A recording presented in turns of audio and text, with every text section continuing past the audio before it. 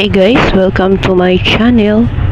Today's video is mag-final and last na tayo sa limang paraan ng para makakain ng damo.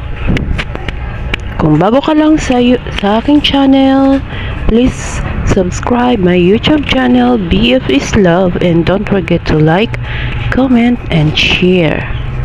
Okay guys, andito na tayo sa paghuhugas or pagpasaw ng damo.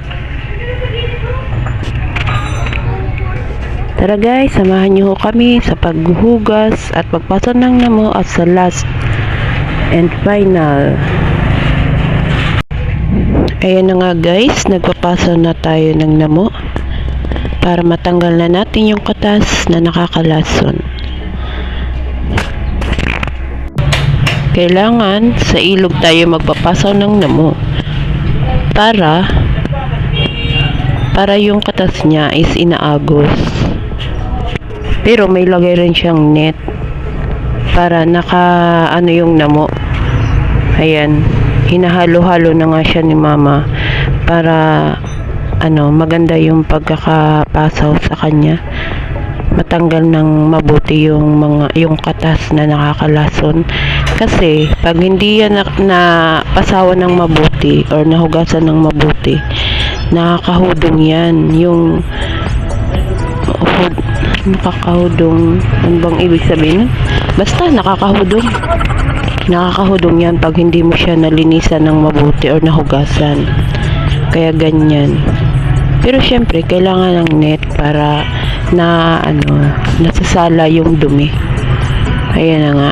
Ayan, si mother lang yung naghuhugas dyan, nagaganyan. Kasi hindi ako nakasama niyan. Hindi ako sumama niyan sa ilog kasi umuwi ako niyan sa bayan. Kaya nautusan ko lang yan mag-video yung kapatid ko. Ayan, pinapasawa na nga ni mama. Ganyan ang pagpasaw. Kailangan hahaluin mo siya ng mabuti para ayos din yung pagkakahugas, kumbaga para pulido rin yung pagkakalinis sa kanya at pagkakahugas. Ayan na nga. Natawa si mother kasi nga nakakangalay, kaya yan nakakangalay sa likod kasi malalim yan yung net na yan, malalim yan. Pero kailangan mo talaga laging ginaganyan siya para mahugasang mabuti. Ayan na nga, kumain na nga yung mga kids, nagkandagutom na sila, kaya yan, nagkain na muna sila. Ayan, andun, nakababad na muna yan. Maghapon sila dyan nakababad para maayos ang pagkakapasaw sa kanya. Ganyan, sa ilog yan sila para naaagos din yung katas. Ayan, mga kids, kumakain sila na mga nagutom. Wala naman mga ginawa ko din mag-swimming, nagutom. Ayan na. Ayan si mother nagkakape. Nagutom din siya, nakakahalo ng damo. Yan ang damo. Waiting na, maya-maya niyan. Hahaluin na naman ulit yan ng mama ko. Yan, ang ganda naman ng tanawe, napakaganda. Napakatahimik. Ayan, buti na lang kamo at malinis ang ilog, malinaw kasi hindi na umulan yan kasi tag-init na yan dyan, tag-init na dito sa amin ngayon. Ayan mga bata, seryoso, nagkain na, nagkandagutom. Ito naman si Makahiya, nadaanan pa si Danica. Ayan.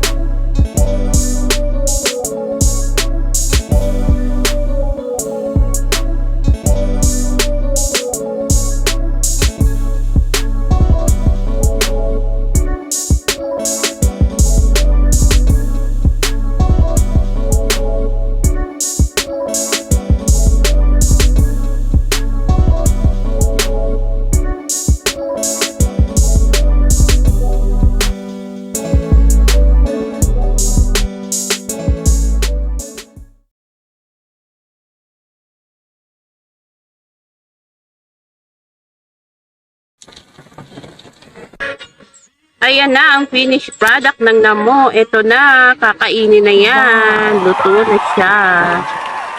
Ayan ang Namo. Ayan. Diba? Sarap. Sarap din. Ang Namo. Yes. Yan na ang Namo. Kuha ka ng kutsara doon.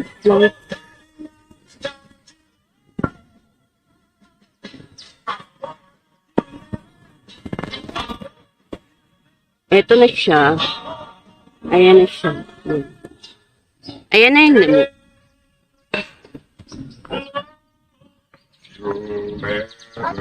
Yan ang ating little girl.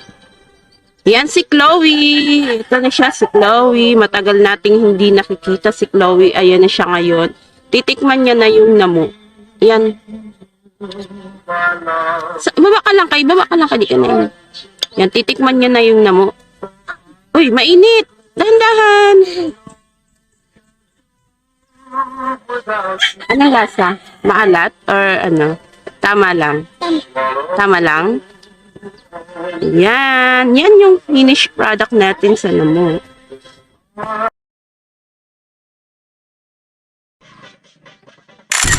Ayan guys, ang pagtatapos. Picture-picture muna sila. Subo na ka mga subo na. Ayan guys, thank you for watching. And don't forget to subscribe, like, and comment. Maraming pong salamat. Ingat-ingat po tayong lahat. Sarap?